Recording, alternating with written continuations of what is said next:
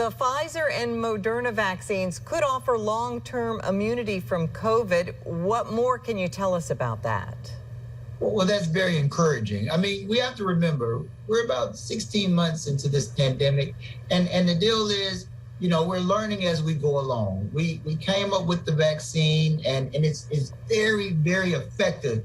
I mean, the bottom line is the deaths are way down, the hospitalizations are down, and people's lives are being saved. And what we have to understand is they are working. And even more encouraging news is this report. There was, a worry that we have to get a booster shot in anywhere from 6 to 12 months early on because we didn't know it was brand new.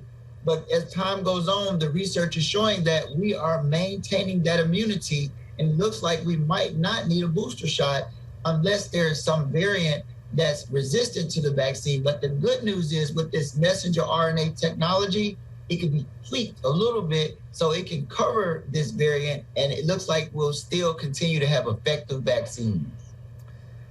So some experts say people who've received the Johnson & Johnson vaccine may need to get Pfizer or Moderna booster shots for protection against the Delta variant. What do you make of that? Well, right now, these studies are brand new, and most of the studies I noticed are going for the Pfizer and Moderna. The Johnson & Johnson seems to not be studied as aggressively as these other two. Now, as a physician, I advise everyone to follow the science and follow the actual raw fact-based data. And most of this data is based on Pfizer and Moderna. So it's a good idea to just continue to follow it. The Pfizer and Moderna are the ones that are most highly studied with the best results. So I do side on Pfizer or Moderna if you have a choice. But if you don't have a choice, get the Johnson & Johnson because some vaccination is better than no vaccination at all. How concerned are you about these myocarditis cases that seem to be happening really in young men under 30 after getting vaccinated? Right.